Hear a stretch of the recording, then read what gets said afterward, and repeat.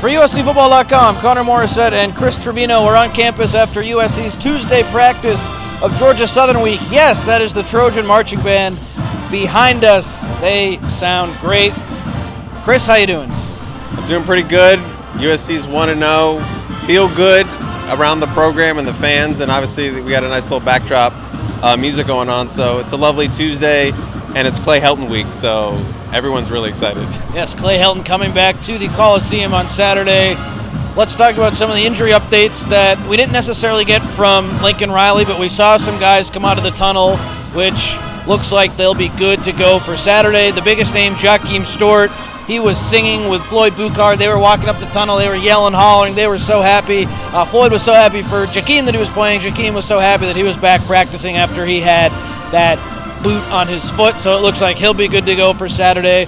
We saw Prince Strawn come out, the wide receiver who caught a pass, had a nice run after the catch against Missouri State in the fourth quarter, came up kind of lame on his ankle after getting tackled out of bounds. He was out there, so it looks like he'll potentially be good to go. Chasen Johnson, who Lincoln Riley said will hopefully be available this week. It looked like he was practicing today. The only guy we didn't see out there in the full pads was Alex Graham, so some good injury news today. Absolutely. I mean, with Prince, we'll probably still have to keep monitoring that because ankles can always be tricky moving forward. We don't know exactly if he did a full practice, but the fact that he was out there fully dressed in cleats and, based on the way we saw him move out of the tunnel, he looked pretty good. So that's a good sign and start for him. Anthony Beavers was also back in pads after not suiting up for the game on Saturday. We had heard maybe a hamstring kind of tweak issue, so to see him out in pads was really, really good sign. And then Jakeem Stewart, aka Thanos, everyone was really excited to see him in that debut game time decision. Decided, we don't need Jakeem Stewart to beat Missouri State. Obviously did not, but looks like this week we're gonna get the debut of Mr. Jakeem Stewart, aka Thanos, and it should be a fun one. You couldn't help but watch the Missouri State game and realize or think, what could Jakeem Stewart be getting done with some reps here? But it will be reality this Saturday. The only other injured guy off the top of my head, kicker Caden Chittenden. I don't remember seeing him come out. Did you see him? I did see him. So before Lincoln Riley had said he wasn't going to play, it looked like he had been coming back to full health, and we thought maybe he might play. We still don't have an update on him, I guess, because it still looked like it did last week when he didn't play. Riley kind of gave not a wishy-washy answer, but he said hopefully he'll be back in a week, but I wouldn't be surprised if he missed one more game and potentially another one. He was dressed and in full pads and cleats, so he was dressed normally like we'd seen last week going into the game, but we'll probably have to get a little more clarification on that on Thursday when Lincoln Riley talks to the media, so we'll be on standby for that. But I thought Ryan Zary did a really good job in his first start and taking over those duties. 9 touchbacks out of 11 kickoff attempts. One that did go out of bounds, but 9 out of 11, that's pretty good, and he hit the only field goal that he was called upon to hit.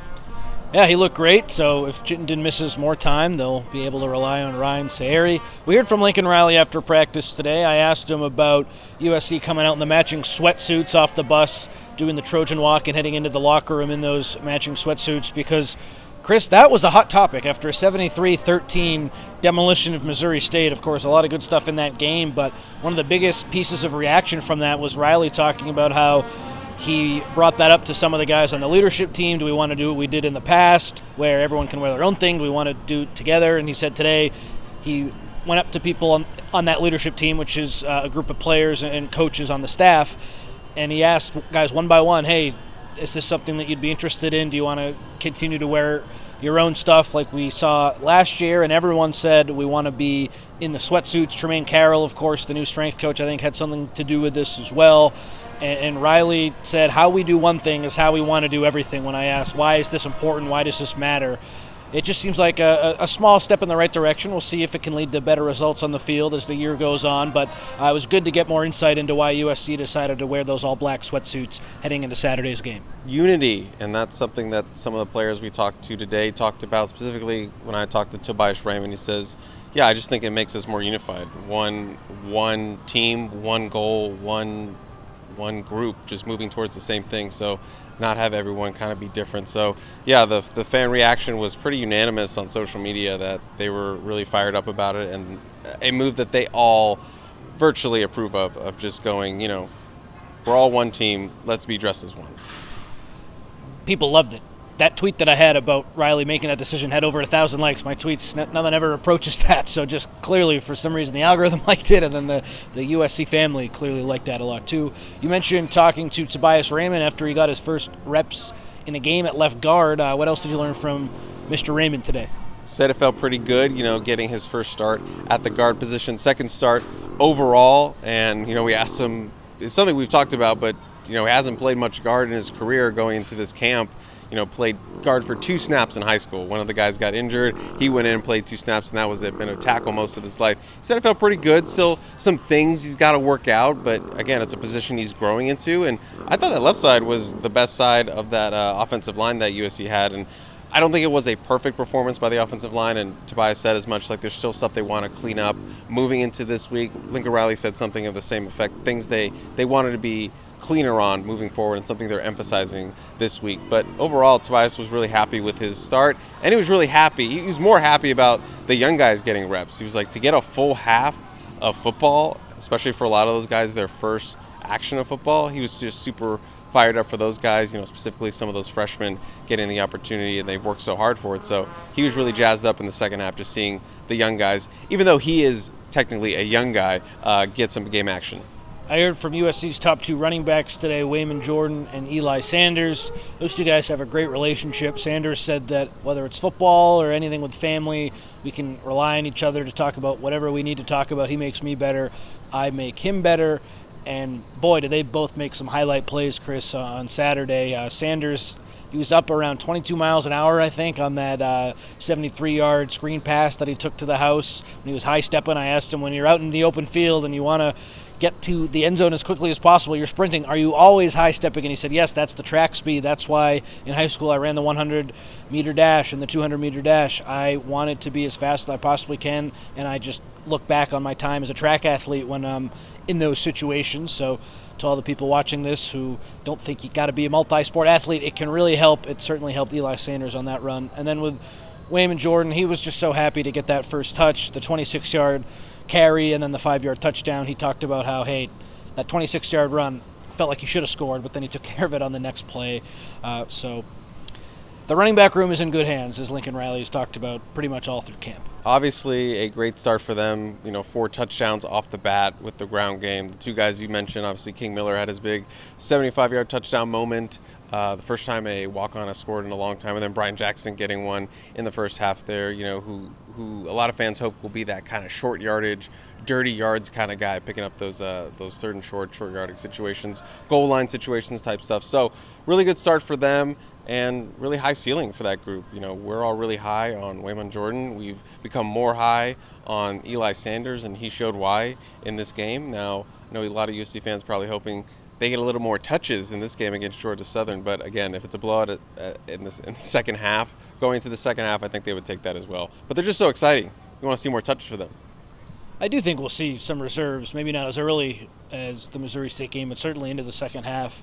Georgia Southern kind of fell apart after leading Fresno State at halftime in their first game on the road. Georgia Southern, of course, staying on the West Coast, and will be in the Coliseum Saturday, so they're doing a big West Coast swing with Klay Helton leading the way. You sat in on his press conference, Chris. We can wrap up instant analysis. Anything that you learned from Klay Helton's presser, anything that you expect to see from that team against USC, anything you expect to see from USC against Georgia Southern? As someone who covered multiple seasons of Klay Helton, I did not learn anything that I already knew going to that Klay Helton presser. But it was a surreal feeling, to watch a Klay Helton presser again after so long of being away, and it just flooded all these memories back of covering Klay Helton at USC. Not all good memories, some good memories, but it just kind of felt like I was watching a Klay Helton USC presser with just a Georgia Southern polo on, a Georgia Southern background. But sounds like he's still in high reverence of this place, and they're staying out here for the week. They flew in to play Fresno State. They're going to stay out in California, so they don't have to go back to Georgia, then come back in a short week. So they're just staying out here. They're in Oxnard right now. That's where they're training. On Friday, they're going to come down. It's going to take the team to the Coliseum. TGA Fridays? TGA Fridays, probably before they go to the Coliseum. Get some apps, half off, burger, $5 margaritas, whatever deal they got going on. But he's going to take the team to the Coliseum because, Klay Klay Helton, say what you will about him, loves the Coliseum, respects the heck out of the history of the Coliseum, and he talked about it with such high reverence. And the first time you're in there, it's like, oh my gosh. So he wants the team to get a little bit. He wants them to be more familiar with the team and familiar with the Coliseum, and not just walk in there Saturday for the first time. So they're going to get their tour done of it on Friday, and then Lincoln Riley said he has kind of a relationship with Klay Helton, having met him a couple times. Spoke about this golf tournament, charity tournament they do at Pebble Beach, and he's had multiple conversations with him. Sounds like he's a fan of him, as a person and his family. So nothing bad to say about Klay Helton. So it is obviously a unique situation going on this weekend for the Klay Helton Bowl, the return of the man who was fired and the guy who replaced him. It's this whole thing, obviously. So yeah, I'm excited to see it. Excited to see what the reaction is going to be the first time he's on the Jumbotron. But weird week, Connor. But I'm ready to see another game with USC football.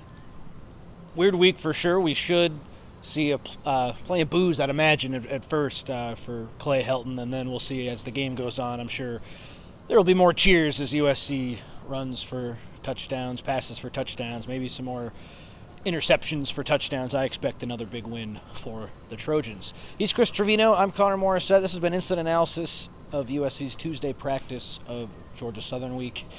We got the sports yes, thank you. We got the sports staff over here. Yep, that's right. Thanks for tuning in. We'll see you next time.